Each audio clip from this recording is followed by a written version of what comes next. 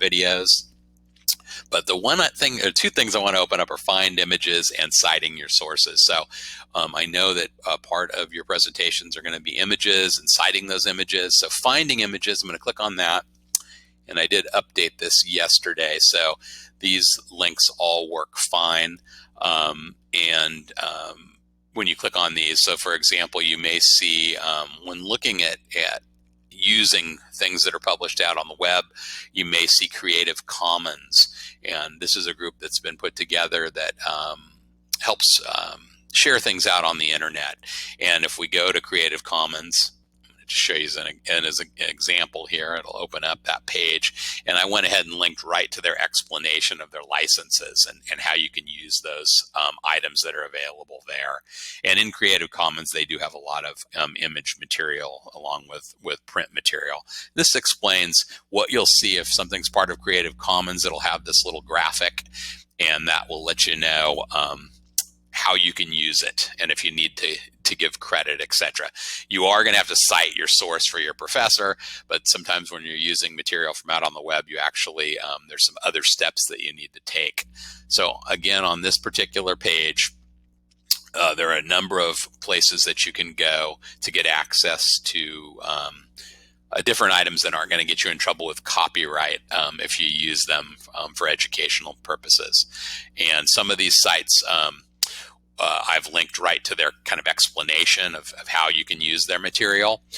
Some of them I did not because they're kind of in different places. So when you do open up some of these others, look for an About Us or a More button, and you'll usually be able to find either on their homepage or on the About Us or a More button information about using that material, sometimes even a step-by-step of how you can download it, etc. So these are great places to go to find material that you can readily use as part of your presentations and other academic work when you need images and graphics.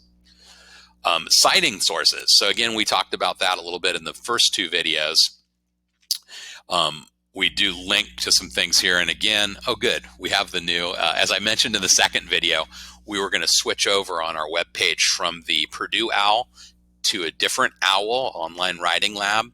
And so here we have the Excelsior OWL. So this will give you a more in-depth look on it's a web page format, a website format.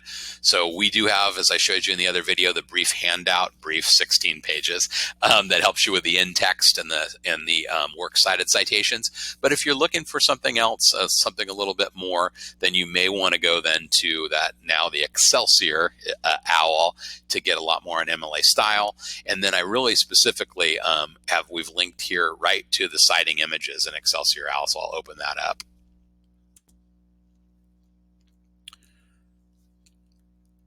And here you can see linking to online video, a photograph, or artwork. You can open up that plus, and that will then show you the MLA example of what that's going to look like. So again, when you're using our resources, either our print books or our databases, you're going to get those citations. But when you're drawing from that list of online websites where you can find those free to use images and graphs and things like that, graphics and things like that, you're going to be drawing from the internet, and they're probably not going to cite that source for you. So this is a way then of getting an example in this case, we've got a photograph or a piece of artwork, and this lays out who the artist or photographer is, the title, when that item was created or that picture taken, and then where you found it. So in this case, it looks like it's a particular collection here at the University of North Carolina. I can see that from the URL here. So this lays out how you would find that information. Sometimes you may have a photograph or a piece of art, and it doesn't name the artist. You maybe just have the title of that item. So you don't have to always have every piece of this is a full MLA citation here because all that information was available. When you're citing things from the internet, you only have what you have. So sometimes you won't have an author. Sometimes you won't have a particular date won't be supplied. So you just put the components that you can find on that page that you found that artwork, and then you plug it in this format. So if you have all that information, great. But if you don't, you can only supply for your professor a citation of the information that's available from where you got that item. So don't think that you're always going to have every piece of information to have the full MLA citation. Just put what you have in the order that you see it here.